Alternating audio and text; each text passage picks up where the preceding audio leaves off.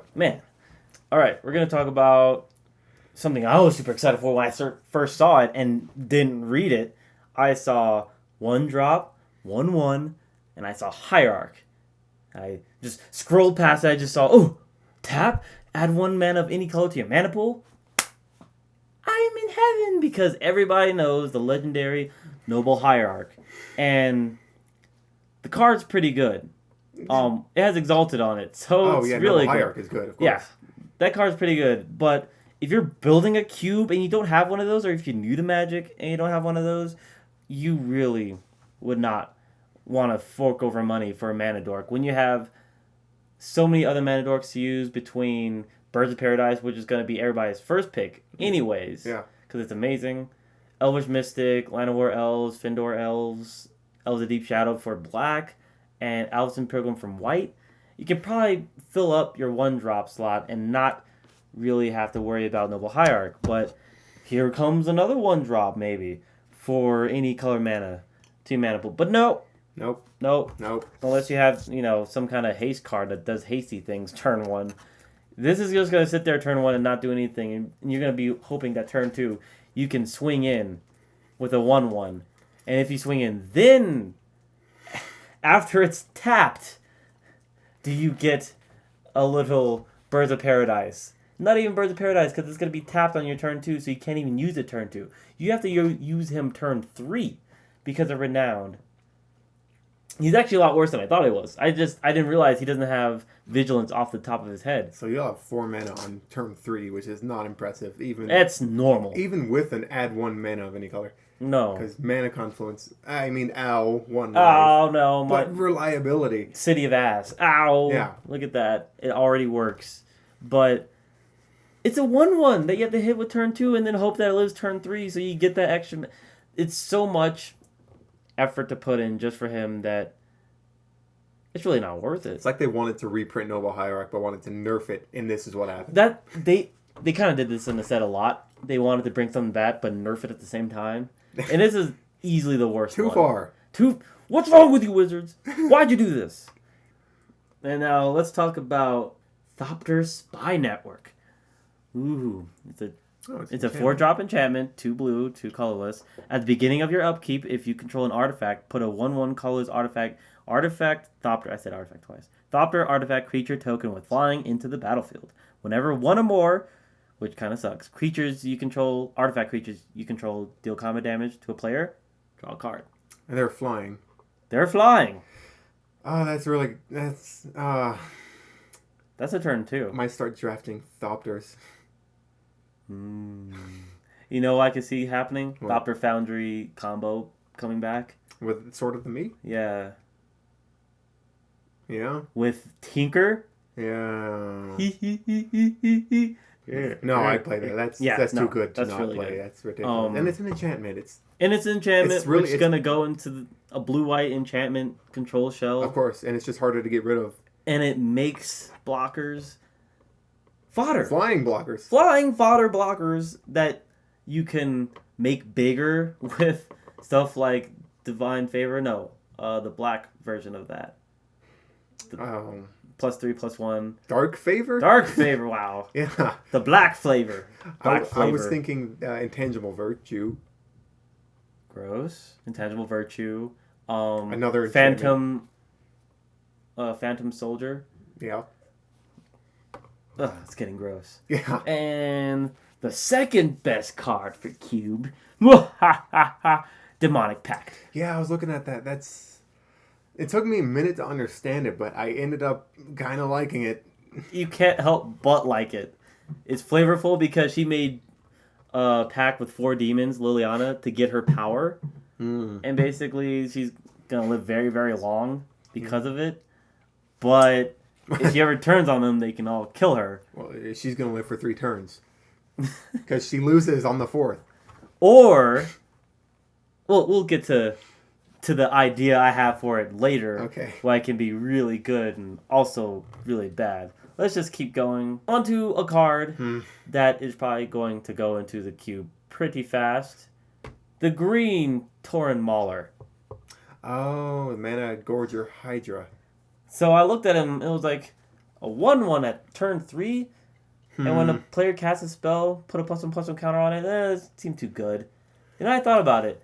Torn Mauler, if he sticks, he becomes big. He's ridiculous, quick. yeah. He doesn't have Tremble. No. And he will get big really fast. And if I'm correct, he's only when opponents cast a spell. Whenever an opponent casts a spell, and he still gets pretty big. Mana Gorger doesn't care. Anybody can play a spell, he'll get big. Oh god, And that's an with instant trample. target in any game, but especially free for all. Instant target, but how big can he get? How fast? Super big, super fast.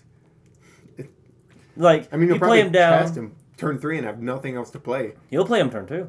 It's green. Yeah, that's true. Turn 2. Turn 2, make them use a lightning strike on it. Like, you probably want to put this over a lot of other things, turn 2. But make them use a lightning strike on it, because they know if they don't, it's going to kill them. Yeah. It's going to It's kill a them. distraction. It's your ultimate distraction, and if they're dumb and don't take the distraction out, it will kill them. So I like that card a lot. Here's another card I was interested in. Starfield of Nyx. I just want that card in foil. Isn't it beautiful? Yeah. I think it's Erebos and Heliod fighting, because Heliod's a dick and Erebos is black and no one likes him. Isn't he the god of boring? No. No, that's just black. That's Phoenix. Yeah, Phoenix Phoenix is is god of blue boring. and black. And No, he's a yeah. god of death. Yeah, Erebos. I know, we use his whip all the time. Dun, da, da, dun, da, So, da, da. I mean, it screws over gods, kind of. It screws over gods, but everything else works. And you know what else works with this? What? Demonic Pact. Because, sure, you're going to discard 2 cards, opponent, and then you're going to draw 2 cards. And then you're going to make it deal 4 damage to itself, and you're going to gain 4 life, and it dies. Then your next turn, you're going to get it back with Starfield and Nyx, and you do it all over again. Rinse and repeat. You will never have to lose the game, because it'll just kill itself. Because it's going to become a 4/4 off of Starfield and Nyx, Oh, it would, yeah. and then you oh deal my 4 God. damage to it. You gain 4 life, and it comes back, and you're going to draw 2 cards. They're going to discard 2 cards eventually, and then you're going to kill it again. God, that is, yeah. They should both go in. But that's the only time you're actually... You're It's going to worth use it it. unless all you really need are those 3 abilities to straight up win. I might play that if I'm feeling reckless. But it's kind of like an Eater of Days, except not as good as early as you want it to be. Because Eater of Days will win the game if it stands in 2 turns. This will not win you the game in 2 turns. No. Not with these abilities. No. So the only way to play it is with Starfield and Nyx, and the cube's too large to make it, possible to always make this thing work. Yeah, it's not very consistent. And you're never... I have yet to see an Esper enchantment deck. I've seen blue-white, and that's it. Blue-white. Naya? Sort of? Enchantment creatures and Sphere of Safety. Naya hasn't been a thing since the first time enchantment control happened. Yeah, that's true. Every other time it's in blue-white. Relic Seeker. Stoneforge's almost husband. Yeah? It's a 1 white, 1 colorless, 2/2 with Renown 1. Of course, when it deals damage, it gets a +1/+1 counter.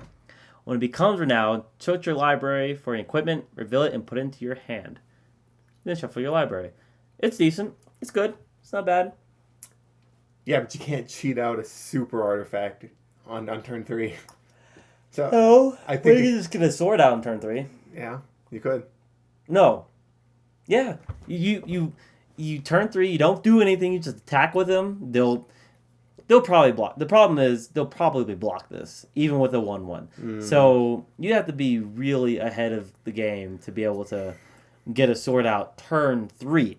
Or be playing red so you can say, get out of my way. Get out of my way. But there's a lot of good, cheap equipment out there, and I think a cube player that's new into this cannot afford Stoneforge Mystic because it's $20 or it's going up. I don't remember. And Relic Seeker is going to be your best bet to get around it. That and there's a instant for 1 white that looks for enchantment. You should put that in the cube also. What's the name of it? Can't think. Steel Forger's Gift or something. Oh, I'll look it up. okay. But it's also a giant that's 6, and you pay like 4 mana to tap it and you look for equipment out of your library and put it on a creature. Oh god. Okay. Yeah, that's also going to be a good bet over Stoneforge if you're poor and just don't want to go for a Stoneforge and you're making a cube by scratch. Those are some good cards, and Relic Seeker can fit that bill for you really well, but he's not amazing like Stoneforge is, who's just plain broken. Eagle double G.